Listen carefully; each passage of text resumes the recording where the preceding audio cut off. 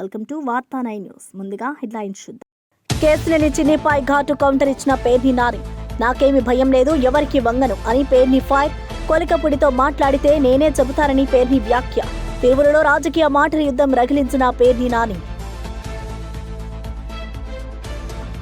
హరీష్ రావుకు చామల కిరణ్ ఘాటు వ్యాఖ్యలు. హుజరాబాద్ స్క్రిప్ట్ జూబ్లీ హిల్స్ లో నడవదు అన్న చామల. 1,00,000 ఇల్లు ఎక్కడ కట్టారు, ఎవరికి ఇచ్చారు అని ప్రశ్నించిన చామల.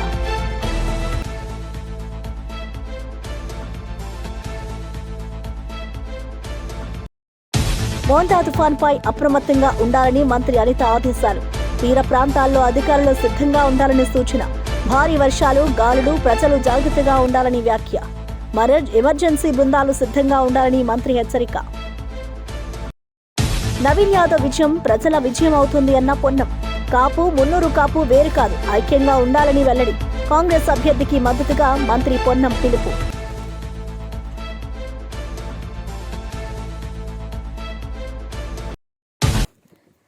టీడీపీ ఎంపీ కేశినేని చిన్నిపై వైఎస్ఆర్ కాంగ్రెస్ నేత పేర్ని నాని ఘాటుగా స్పందించారు.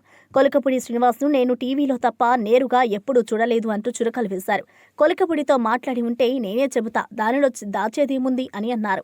కేశినేని చిన్ని పేరు చెబితే తాను భయపడతాననుకునేవారు పొరబడుతున్నారని అన్నారు. నాకేమీ భయం లేదు, నేను ఎవరికి వంగి వంగి మాట్లాడను అంటూ స్పష్టంగా చెప్పారు. రాజకీయాల్లో నిజాయితీలో ఉండడం ముఖ్యమని, తాను ఎప్పుడూ అదే పాటిస్తున్నారని అన్నారు. ఈ వ్యాఖ్యలతో ఇద్దరి మధ్య మాటల యుద్ధం మరింత రగిలింది. తిరువురు ప్రాంతంలో ఈ రాజకీయ మాటల దాడులు చర్చనీయాంశంగా మారాయి. ఒకటండి టోటల్గా సరే, కొలికిపూడి శ్రీనివాసరావు రోజు నాతో మధ్యాహ్నం పూట మాట్లాడతాడా, రాత్రి మాట్లాడతాడా, పొద్దున మాట్లాడతాడా నేను పక్కన పెడితే, అసలు కొలికిపూడి శ్రీనివాసరావు అని ఆయన ఇంతవరకు నేను టీవీలో తప్పితే లేదా ఫోన్లో యూట్యూబ్లో తప్పితే ఆయన ఎప్పుడు నేను చూడలేదు.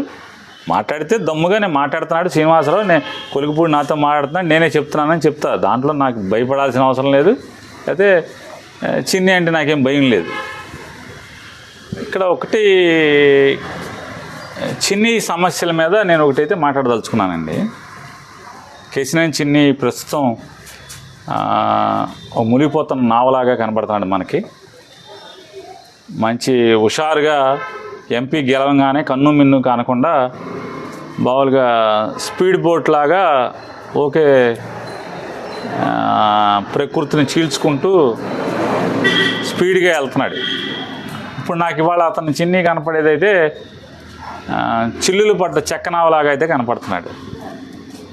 పడవలోకి నీళ్ళు వచ్చేస్తున్నట్టుగా కనపడుతుంది అతను పడవలోకి అయితే. గొడుగుపేట వెంకటేశ్వర స్వామి అయినా చాలా మహిమగల దేవుడు గొడుగుపేట వెంకటేశ్వర స్వామి.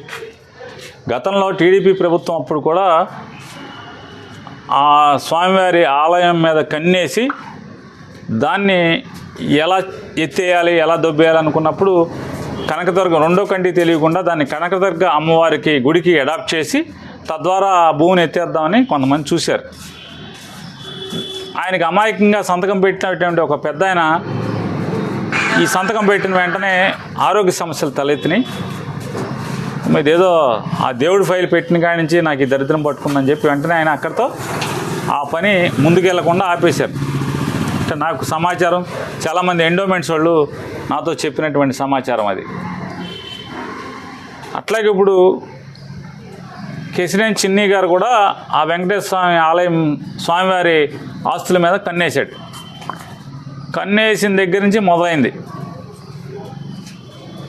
కేశినేని చిన్ని విజయవాడ ఎంపీ పడవకి చిల్లులు పడుతుంటే స్పీడ్ బోట్ లాగా మనం ఫారెన్లో సినిమాల్లో చూపించినట్టు, ఫారెన్లో షూటింగ్లో చూపించినట్టు స్పీడ్ బోట్ లాగా జమ్మని దూసుకెళ్తున్నాడు అనుకుంటే ఇప్పుడు అతనికి చెక్క పడవలాగా చిల్లులు పడుతున్న పరిస్థితి, చిల్లులు పడి నీళ్లు లోపలికి వస్తున్న పరిస్థితి వాళ్ళు చూస్తుంటే నాకైతే గొడుగుపేట వెంకటేశ్వర ఆస్తులు ముట్టుకున్న పర్యవసానమే ఈ చిన్ని పడవలోకి నీళ్ళు వచ్చినాయని నాకు కనపడుతుంది. మొట్టమొదటిగా వద్దన్నా కొందికి మేము చెప్తున్నాం, దేవుడు ఆస్తి మా గొడుగుపేట వెంకటేశ్వర ఆస్తి జోలికి రాబాకు, వచ్చిన వాళ్ళు ఎవరో బీఆర్ఎస్ నేత హరీష్ రావుపై కాంగ్రెస్ నేత చామల కిరణ్ కుమార్ రెడ్డి కౌంటర్ ఇచ్చారు. ఎవరి గూబ గుయ్యంటుందో హరీష్ రావుకు త్వరలో తెలుస్తుంది అంటూ ఘాటుగా వ్యాఖ్యానించారు. హుజరాబాద్లో డబ్బుతో ఎన్నికలు గెలిచినట్టు జూబ్లీహిల్స్లో మీ నాటకాలు నడవవని ఎద్దేవా చేశారు. హరీష్ రావు చెప్పిన 1,00,000 ఇళ్ల మాటను ప్రశ్నిస్తూ ఎక్కడ కట్టారు, ఎవరికి ఇచ్చారో చెప్పండి అని అన్నారు. హైదరాబాద్లో నీటి కబ్జాల వల్ల చిన్నవానకే నగరం మునుగుతోందని విమర్శించారు. ప్రజల సమస్యలు పక్కన పెట్టి ప్రాచుర్యం కోసం మాటల తూటాలు పేలుస్తున్నారు అని ఆరోపించారు. ఈ వ్యాఖ్యలతో జూబ్లీహిల్స్ ఉప ఎన్నికల వేడి మరింత పెరిగింది. ప్రజలు ఎంత ఇబ్బందులు పడుతున్నారో చూస్తున్నాం. వాళ్ళ మామ హైదరాబాద్ న్యూయార్క్ చేస్తా అని చెప్పి ఏం చేసిండా అంటే 1,00,000 ఇల్లు ఎక్కడ కట్టిండో మాకు తెలియదు, ఎవరికి ఇచ్చిండో మాకు తెలియదు. మరి ఆ 1,00,000 మంది వచ్చి రోడ్డు మీద వచ్చి చెప్పియమని చెప్పి, కానీ ఒకటైతే చేసి వీళ్ళు ప్రభుత్వ అధికారులను అందరినీ చేతి కింద పెట్టుకొని ఇష్టానుసారంగా నాలాల మీద చెరువుల మీద పర్మిషన్లు ఇచ్చి ఇవాళ హైదరాబాద్ నగరాన్ని, తెలంగాణ వచ్చిన తర్వాత హైదరాబాద్ని ప్రపంచ ఖ్యాతి నగరంగా చేస్తా అని చెప్పిన వాళ్ళు మొత్తం మునిగిపోయే నగరం చేసిరు. ఇవాళ రేవంత్ రెడ్డి గారి సర్కార్ వచ్చిన తర్వాత ఈ హైదరాబాద్ నగరం ప్రతి వానాకాలం చిన్న చిన్న వానలు పడితే కూడా ఎక్కడ పోలేని పరిస్థితి వస్తే హైదరాబాద్లో ఇల్లీగల్గా చెరువుల మీద కట్టిన వాళ్ళను, నాలా మీద కట్టిన వాళ్లకు వార్నింగులు ఇచ్చి కొన్ని మరీ దారుణంగా రివర్ బెడ్ల కట్టినవి ఉంటే కూలగొట్టే ప్రయత్నం చేసిరు. ఈరోజు హైదరాబాద్లో ఎవరన్నా వాటర్ ఫ్రంట్, రివర్ ఫ్రంట్, నాలా మీద కడితే కుననిగా కూడా ఎవరు సిద్ధంగా లేడు. దీనికి కారణము రేవంత్ రెడ్డి గారు, హైడ్రా. ఇవాళ ఎన్నికలు వచ్చినాయి కదా అని చెప్పి ఏ వేదికల మీద పడితే ఆ వేదికల మీద హరీష్ రావు గారు పనికిరాని మాటలు మాట్లాడుతుండు, కేవలం గెలవాలన్న ఉద్దేశంతో తప్ప ఏది వాస్తవం లేదు ఆయన మాట్లాడేదాంట్లో. ఒకప్పుడు ఆయన ట్రబుల్ షూటర్ అనుకుర్రు.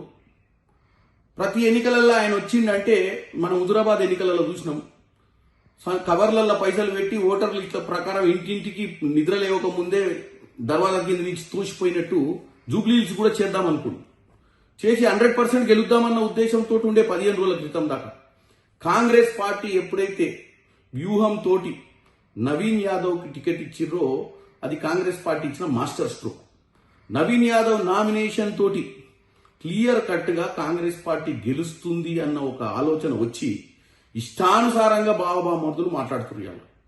నేను ఒక్కటే చెప్తున్నా, హరీష్ రావు గారు, ఎవరు గూండాలు, ఎవరు డబ్బుల వల వేసి ఓటర్లను మభ్య పెడదామనుకుంటుర్రు, ఎవరు తప్పుడు ప్రచారం చేస్తుర్రో 11వ తారీఖు తేట తెల్లమైపోతుంది. మేం గూండాలకు ఇచ్చినామని చెప్పి నువ్వు చెప్తున్నావు. ఇవాళ నువ్వు కేవలము సెంటిమెంట్ మీద ఓట్లు తెచ్చుకుందాం అనుకున్నావు, డెవలప్మెంట్ మీద కాదు. ఇప్పుడు నవీన్ యాదవ్ అనే వ్యక్తి చేసే ప్రచారం కానీ కాంగ్రెస్ పార్టీ వ్యూహం కానీ నీకు అంతు చిక్కక ఇష్టానుసారంగా మాట్లాడుతున్నావు. ఇది జూబ్లీహిల్స్ ఎన్నికల కోసమే నువ్వు మాట్లాడుతున్నావు. జూబ్లీహిల్స్ ఎన్నికలలో ప్రజల్ని తప్పుదో పట్టేయాలనుకుంటున్నావు. నీ పార్టీ భూస్థాపితం కాకుండా కాపాడుకునే ప్రయత్నం చేస్తున్నావు. ఎందుకంటే మొన్ననే కంటోన్మెంట్లకు డిపాజిట్ పోయింది, పార్లమెంట్ ఎన్నికలలో గుండు సున్నా వచ్చింది, జనరల్ ఎన్నికలలో ఇంటికి తరిమి కొట్టింది. ఈ ఎన్నికలతోటి మీ కార్యకర్తలు కూడా ఎవరు రేపటి నుంచి జెండా కట్టే పరిస్థితి ఉండదని చెప్పి భయంతో నువ్వు మీ బామ్మారిది ఊరి మీద పడి ఇష్టానుసారంగా మాట్లాడుతున్నారు. 11వ తారీఖు నాడు ఎవరి చెంప చెల్లుమంటదో, ఎవరి గువ్వ గుయ్యమంటదో తెలుస్తుంది. రాష్ట్రంలో మోంతా తుఫాన్ ప్రభావం నేపథ్యంలో అన్ని శాఖలు అప్రమత్తంగా ఉండాలని హోంమంత్రి అనిత ఆదేశించారు. 27, 28, 29 తేదీల్లో భారీ వర్షాలు, తుపానులు సంభవించే అవకాశం ఉందని తెలిపారు. ప్రజల ప్రాణ, ఆస్తి నష్టం జరగకుండా జాగ్రత్తలు తీసుకోవాలని సూచించారు. తీర ప్రాంతాల్లో అధికారులు, రెవెన్యూ సిబ్బంది సిద్ధంగా ఉండాలని ఆదేశించారు. మత్స్యకారులు సముద్రంలో వేటకు వెళ్లవద్దని హెచ్చరించారు. ఎమర్జెన్సీ రెస్పాన్స్ టీంలు సిద్ధంగా ఉండాలని తెలిపారు.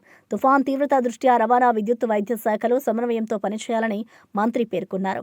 విపత్తు సమయంలో ప్రజలు భయపడకుండా అధికారుల సూచనలు పాటించాలని సూచించారు. దీని ఎఫెక్ట్ చాలా ఎక్కువగా ఉంటుంది కాబట్టి ఇది ఇంచుమించుగా ఒక 100 kmph అంటే గాలి అంటే విండ్ కూడా ఇంచుమించుగా 100 kmph రావటం జరుగుతుందండి. కాబట్టి దీన్ని కొంచెం తీవ్రంగానే పరిగణించి దీన్ని కొంచెం సీరియస్గానే తీసుకొని స్టేట్ గవర్నమెంట్ ఆల్ హెచ్ఓడీస్కి కూడా ఇన్స్ట్రక్షన్స్ కూడా ఇవ్వడం జరిగింది.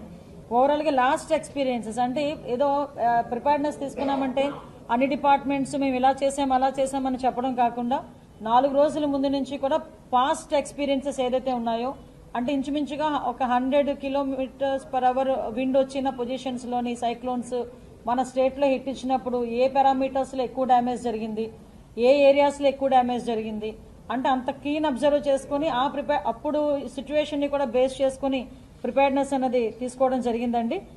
అంటే ఓవరాల్గా చూసుకుంటే లాస్ట్ మనకి హుద్ టైంలో 185 kmph నుంచి 200 kmph వరకు మనకి విండ్ పొజిషన్ ఉండేది. ఈ రోజు మనం చూసుకుంటే 100 kmph వరకు ఉంది. లాస్ట్ 2023లో జరిగిన ఒక సైక్లోన్ ఒకటి ఉంది, దాంట్లో మాత్రమే మనకి ఇంచుమించుగా 120-100 kmph తో విండ్ మనకు వచ్చింది. సో ఇప్పుడు అవన్నీ కూడా బ్యారేజ్ వేసుకొని వాటన్నిటిని కూడా ఒక కేస్ స్టడీస్ కింద తీసుకొని ఫర్దర్ గా ఎటువంటి ఇబ్బందులు రాకుండా చూసుకునే బాధ్యత గవర్నమెంట్, స్టేట్ గవర్నమెంట్ చాలా సీరియస్ గా తీసుకున్నారు. జూబ్లీహిల్స్ ఉప ఎన్నికల ప్రచారంలో మంత్రి పొన్నం ప్రభాకర్ ఉత్సాహం నింపారు. బలహీన వర్గాలకు చెందిన యువకుడు, చదువుకున్న నాయకుడు నవీన్ యాదవ్ను గెలిపించాలన్నారు. కాపు, మున్నూరు కాపు వేరు కాదు, అందరూ ఐక్యంగా కాంగ్రెస్ అభ్యర్థి గెలుపు కోసం కష్టపడాలి అని పిలుపునిచ్చారు. కాపు సోదరుల సమస్యలను సీఎం రేవంత్ రెడ్డి దృష్టికి తీసుకెళ్లి పరిష్కారం అందిస్తారని హామీ ఇచ్చారు. కాంగ్రెస్ ప్రభుత్వం ప్రజా సంక్షేమానికి అంకిత భావంతో పనిచేస్తోంది. ఈ ఎన్నికల్లో కాంగ్రెస్ అభ్యర్థి విజయం ప్రజల విజయం అవుతోంది అని అన్నారు. ప్రచారంలో కాంగ్రెస్ కార్యకర్తలు, స్థానిక ప్రజలు పెద్ద ఎత్తున పాల్గొన్నారు. అదేవిధంగా మనకున్న సమస్యలు కూడా ఈరోజు వ్యక్తులు వేరు, సంఘం వేరు. సంఘంకు రాజకీయాలతో సంబంధం లేదు. సంఘం అనేటువంటిది ఆ యొక్క సంఘంలో ఉండేటువంటి కులానికి సంబంధించి అందరికీ న్యాయం జరగడానికి కుల ఐక్యత ద్వారా ఎప్పుడు కానీ ఒక వేరు ఇట్లా మామూలు వ్యక్తిగా ఉంటే వేరు, సంఘంగా కులంగా ఉండి అటు ఐక్యంగా ఉంటే ఎదుటి వాళ్ళందరినీ ప్రభావితం చేయగలుగుతుంది. కాబట్టి ఈ సంఘ పరంగా మనం అందరూ కూడా లాభపడాలి అనే ఆలోచనతో ఈరోజు ఈ సమావేశం రాఘరావు గారు, పెద్దల హనుమంతన్న గారు కూడా ఇప్పుడే పురుషోత్తం గారు ఫోన్ చేశారు. ఇక్కడ డిఫరెన్స్ ఆఫ్ ఒపీనియన్ అందరం కూడా ఇప్పుడు నేను గౌడు శెట్టిపల్లి శ్రీశైల అంతా కలిసి ఉండేటువంటి విధంగా ఉన్నట్టు ఇక్కడ కూడా కాపు, మున్నూరు కాపు అవసరం. అందరం కూడా మనందరం మన హక్కులకు సంబంధించి ఐక్యంగా ఉంటేనే ఎదురువాడు ఎవరైనా రాజకీయ పార్టీ కానీ న్యాయం చేస్తారు. రేపు నేను హైదరాబాద్ ఇన్ఛార్జి మంత్రిగా పెద్దలు వివేక్ గారు, హనుమంతన్న గారు నాయకత్వం తీసుకొని తప్పకుండా సరి అయిన ప్రాతినిధ్యం స్థానిక రాబోయే మున్సిపల్ కార్పొరేషన్ ఎన్నికల్లో ఇస్తాను. కానీ ఎవరి రాజకీయాలు, నేను కూడా రాజకీయాలకు వచ్చినప్పుడు ఎవడు రమ్మని కూర్చేసి కూర్చోబెట్టాడు. శ్రమ పడాలి. ఏరినంత శ్రమ ఉంటే ఆవినంత అదృష్టం ఉంటే కలిసి రావడానికి అవకాశం ఉంటుంది. మనం ఇంటికాడ కూర్చునే 10 వర్షాల పొరపాటు ఇవ్వాలనుకుంటే సమావేశం రేపటికి నాంది పునాది. పొద్దున మీ శ్రమ, మీ ప్రాతినిధ్యం, మీ భాగస్వామ్యం చూపెట్టండి. నవీన్ యాదవ్ గెలుపు కొరకు మీ కృషి స్పష్టంగా కనబడ్డాక పార్టీ మిమ్మల్ని పిలిచి అలా ఏం కావాలి రావాలని అడిగేటువంటి పరిస్థితిలో మీ ఐక్యతను మాత్రం రాష్ట్రంలో బకాయిల అంశంపై మంత్రి సత్యకుమార్ యాదవ్ స్పష్టత ఇచ్చారు. బకాయిలు ఉన్నాయన్న మాట వాస్తవమని ఆయన అంగీకరించారు. గత వైసీపీ పాలనలోనే 2,500 కోట్ల బకాయిలు పేరుకుపోయాయి. కూటమి ప్రభుత్వం వచ్చాక మరో 200 కోట్లు చేరాయి అని వివరించారు. మొత్తం 2,700 కోట్ల బకాయిలు చెల్లించే పనిలో ప్రభుత్వం ఉన్నట్లుగా తెలిపారు. ఎవరి పాలనలో అయినా బకాయిలు చెల్లించాల్సిన బాధ్యత ప్రభుత్వంపైనే ఉంటుంది అన్నారు. ఆర్థిక క్రమశిక్షణతో ఈ సమస్యను పరిష్కరించేందుకు కృషి చేస్తున్నామన్నారు. ప్రజా సంక్షేమం కోసం ప్రభుత్వం కట్టుబడి ఉందని మంత్రి స్పష్టం చేశారు. ఆయన వ్యాఖ్యలు ఆర్థిక వ్యవస్థపై స్పష్టత తీసుకొచ్చాయి. చెల్లించడం జరిగింది. అయితే ఉంటున్న 2,700 కోట్ల బకాయిల్లో గత ప్రభుత్వం పెట్టిపోయిన 2,500 కోట్లు బకాయిలు, ఈ ప్రభుత్వ హయాంలో ఉన్న 200 కోట్ల బకాయిలు మొత్తం కలిసి 2,700 కోట్లు. ఏ ప్రభుత్వం పెట్టిపోయినా చెల్లించాల్సిన బాధ్యత తర్వాత వచ్చే ప్రభుత్వం మీద ఉంటుంది. ఆ విషయంలో నేను విభేదించడం లేదు. వారి చాలా న్యాయబద్ధమైన సహేతుకమైన డిమాండ్ మాట్లాడుతున్నాం.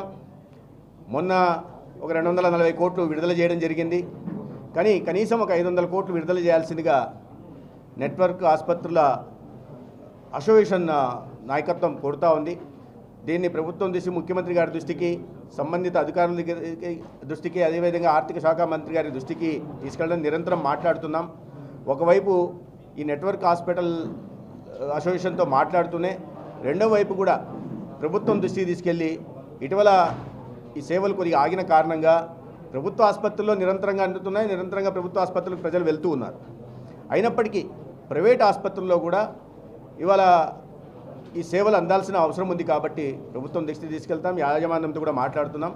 అయితే ఒక మధ్య మార్గంగా ఇక్కడ నేను చెప్పలేను, కానీ ఒక ప్రత్యామ్నాయ మార్గం కూడా తీసుకొచ్చి శాశ్వత పరిష్కారం దీన్ని కనుగొనే దిశగా కూడా ఇవాళ ప్రభుత్వం ఆలోచిస్తూ ఉంది. అది 1-2 రోజుల్లో అది ఒక కొలిక్కి వస్తుంది. గాంధీ భవన్లో ఎమ్మెల్సీ బల్మూరి వెంకట్ మీడియాతో మాట్లాడారు. తెలంగాణలో కాంగ్రెస్ ప్రభుత్వం తీసుకుంటున్న అభివృద్ధి కార్యక్రమాలను ఆయన వివరించారు. యువతకు ఉద్యోగాలు, రైతులకు సబ్సిడీలు, మహిళలకు ఉచిత ప్రయాణం వంటి పథకాలు ప్రజల్లో విశ్వాసం కలిగిస్తున్నాయని పేర్కొన్నారు. ప్రజల ఆకాంక్షలను నెరవేర్చే ప్రభుత్వం రేవంత్ రెడ్డి నాయకత్వంలోని కాంగ్రెస్ సర్కార్దే అన్నారు. పార్టీ బలోపేతం కోసం గ్రామస్థాయి వరకు కార్యకర్తలు కృషి చేయాలని పిలుపునిచ్చారు. విద్యార్థి దశ నుంచే ఉద్యమం చేస్తున్న నాకు ప్రజల సమస్యలు తెలుసు అని చెప్పారు.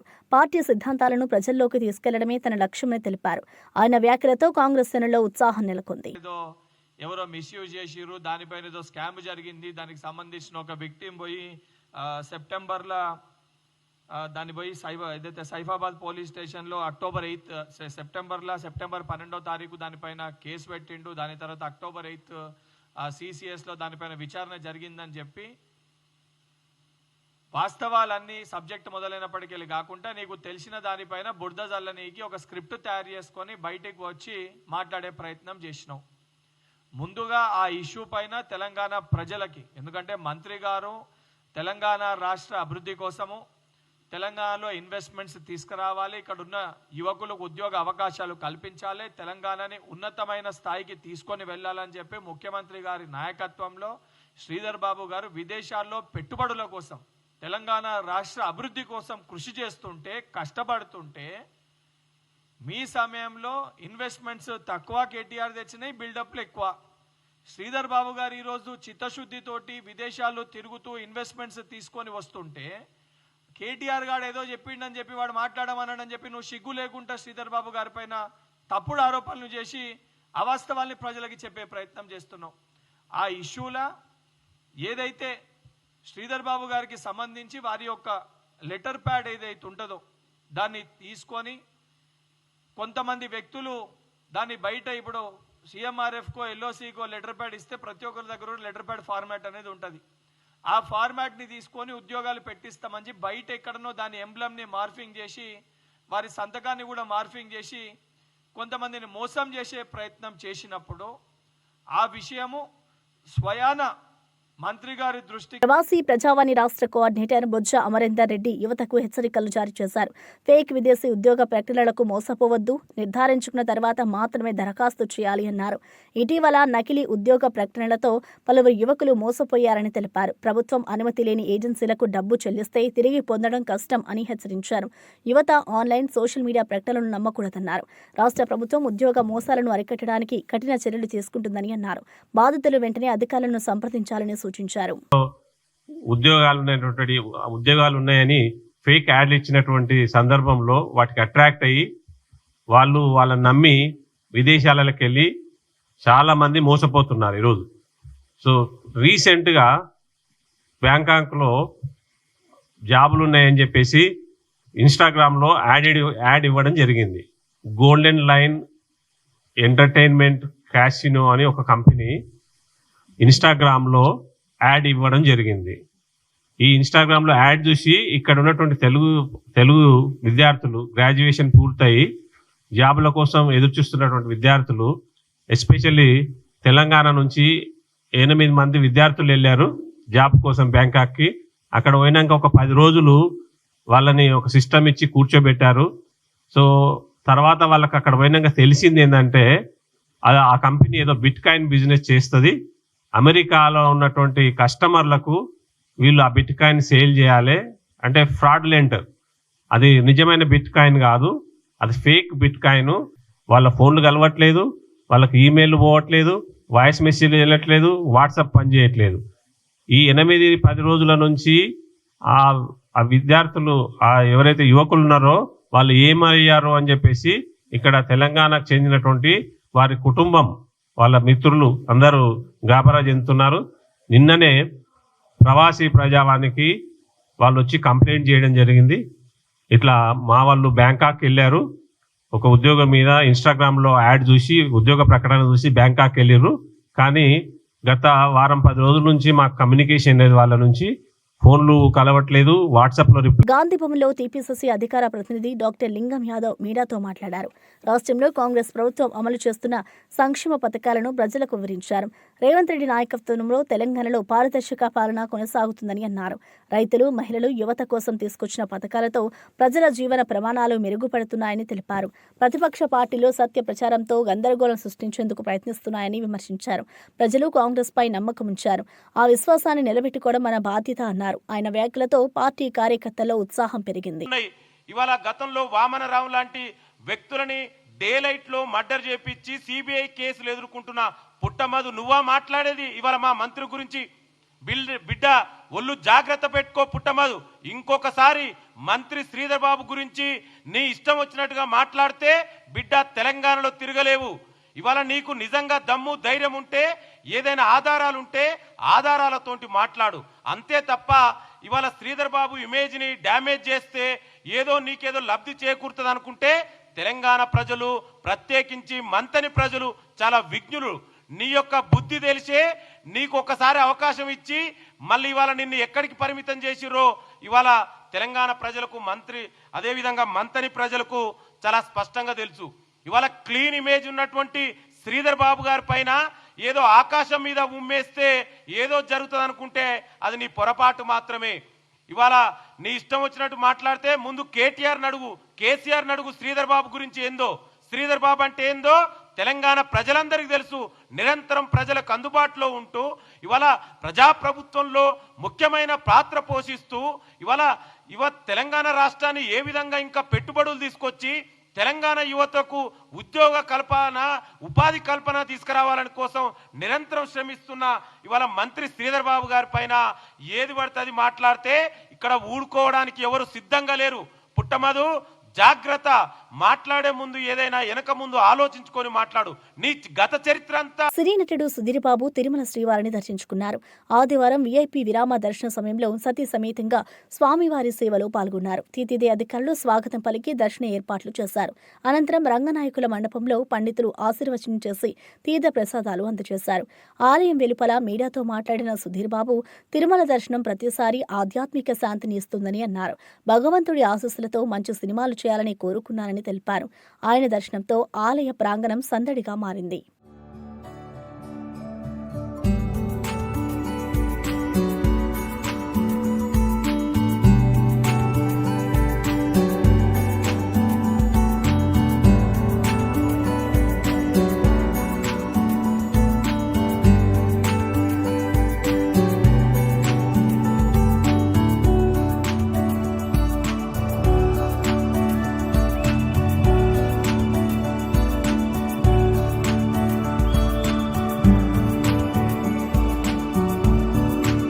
తెలంగాణ జాగృతి అధ్యక్షురాలు కల్వకుంట్ల కవిత నిజామాబాద్లో జాగృతి జనంబాట ప్రారంభోత్సవంలో మాట్లాడారు.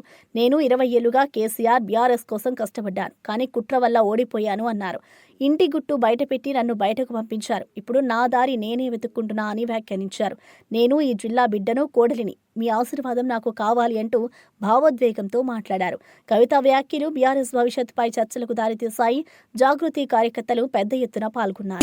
దాని మీద మీకు ఆలోచన కూడా పోతలేదు. దాని మీద కూడా సీరియస్గా ఆలోచన చేయవలసింది నేను కోరుతా ఉన్నా.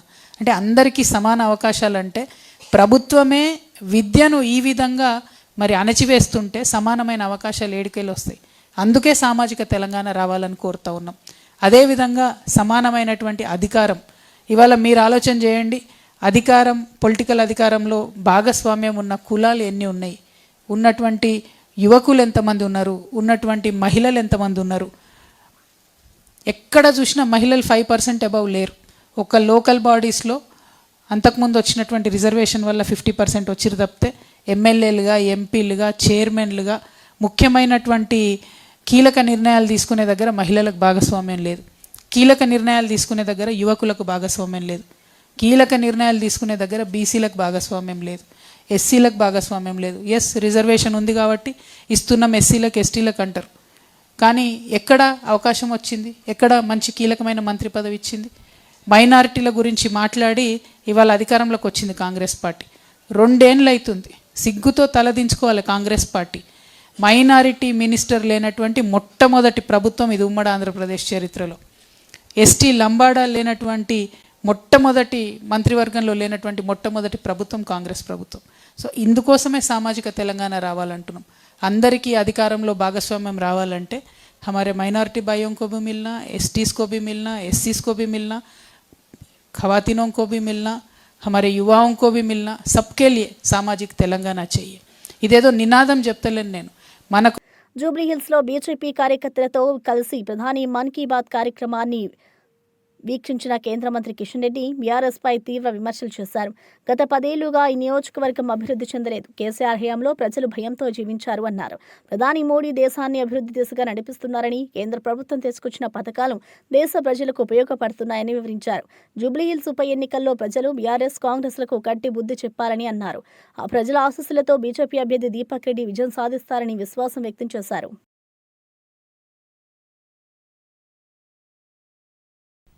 దమ్ము ధైర్యం ఉంటే జూబ్లీహిల్స్ లో తిరుగు, జూబ్లీహిల్స్ లో రా. ఈ బస్తీల మధ్యలో, ఈ రోడ్ల మధ్యలో, ఈ చెత్త కుప్పల మధ్యలో చర్చించడానికి నేను సిద్ధంగా ఉన్నాను. కేసీఆర్ ఫామ్ హౌస్ లో పండుకొని స్టేట్మెంట్ పంపిస్తే కళ్ళు మూసుకొని ఓట్లేసేటువంటి పరిస్థితి పోయింది. ఈ కాంగ్రెస్ పార్టీ ప్రభుత్వము ప్రభుత్వ ఉద్యోగులు ఉద్యోగం అయిపోయిన తర్వాత, ఉద్యోగ విరమణ చేసిన తర్వాత రిటైర్మెంట్ బెనిఫిట్స్ కూడా ఇస్తలేరు. అందుకే ఈరోజు ఆ నిరుద్యోగులు, ఆ యొక్క మహిళలు, ఆ యొక్క రిటైర్ అయినటువంటి ఉద్యోగస్తులు శాపం ఏదైతే పెడుతున్నారో తప్పకుండా కాంగ్రెస్ పార్టీకి తగులుతుంది. ఈ రోజు ఈ ఎన్నిక జూబ్లీహిల్స్ ఎన్నికల్లో కాంగ్రెస్ పార్టీకి, బీఆర్ఎస్ పార్టీకి పాతరేయాలని చెప్పి, జవాబు చెప్పాలని చెప్పి, బుద్ధి చెప్పాలని చెప్పి ఈ సందర్భంగా జూబ్లీహిల్స్ ప్రజలను కోరుతా ఉన్నాను. సినీ నటుడు సుమన్ ఆంధ్రప్రదేశ్ సీఎం చంద్రబాబు పాలనపై ప్రశంసలు కురిపించారు.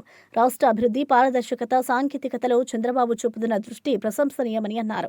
రాష్ట్ర ప్రజల జీవితాలను మెరుగుపరచడంలో సీఎం కృషి స్పష్టంగా కనిపిస్తుందని సుమన్ పేర్కొన్నారు. ఏపీని గ్లోబల్ స్థాయికి తీసుకెళ్లే నాయకుడు చంద్రబాబు మాత్రమేనని అన్నారు. యువతకు ఉపాధి అవకాశాలు, పారిశ్రామిక ప్రోత్సాహం, పర్యావరణ పరిరక్షణలో సీఎం చూపుతున్న దృక్పథం స్ఫూర్తిదాయకమని అన్నారు.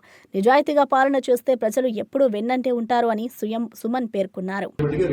ఇక్కడ వరకు పికప్ అవుతుంది. చంద్రబాబు నాయుడు గారు చాలా మంచి అడ్మినిస్ట్రేటర్, ఆల్రెడీ ప్రూవ్న్. ఈ రోజు హైదరాబాద్ అంతా ఒక మోడర్న్ సిటీ లాగా ఉందంటే మెయిన్ ఆయనది ఆశీర్వాదమే. సో అడ్మినిస్ట్రేషన్ లో అక్కడ ఏమీ లేదు. కాకపోతే కొన్ని ప్లేసెస్ లో కొంచెం లేట్ అవుతుంది, కొంచెం తొందరగా అవుతుంది, కొంచెం స్పీడ్ మీడియం ఉంటుంది. వాళ్ళకి తెలుసు ఏది ముందు చేయాలి, ఏది తర్వాత చేయాలి. గూగుల్ తీసుకొచ్చి పెట్టడం చాలా గొప్ప విషయం. ఎందుకంటే అది చాలా మందికి ఎంప్లాయ్మెంట్ వస్తుంది దాంట్లో, అండ్ వరల్డ్ వైడ్ గా కనెక్టివిటీ ఉంటుంది. సో అట్లా అది మంచి విషయం. అలాంటి మంచి విషయాలు ఇంకా చేయాలి. యూత్ కి ముఖ్యంగా ఏంటంటే జాబ్ అండి.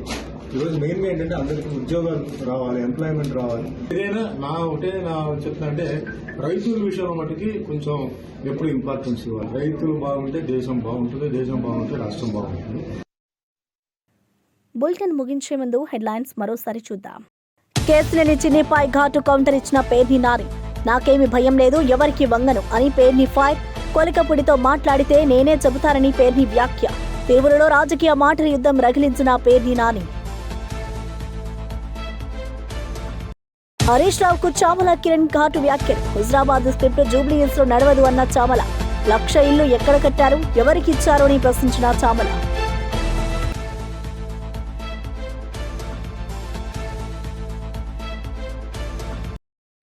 మోంటా తుఫాన్పై అప్రమత్తంగా ఉండాలని మంత్రి అనిత ఆదేశాలు. తీర ప్రాంతాల్లో అధికారులు సిద్ధంగా ఉండాలని సూచన. భారీ వర్షాలు, గాలులు, ప్రజలు జాగ్రత్తగా ఉండాలని వ్యాఖ్య. ఎమర్జెన్సీ బృందాలు సిద్ధంగా ఉండాలని మంత్రి హెచ్చరిక. నవీన్ యాదవ్ విజయం ప్రజల విజయం అవుతుంది అన్న పొన్నం. కాపు, మున్నూరు కాపు వేరు కాదు, ఐక్యంగా ఉండాలని వెల్లడి. కాంగ్రెస్ అభ్యర్థికి మద్దతుగా మంత్రి పొన్నం పిలుపు.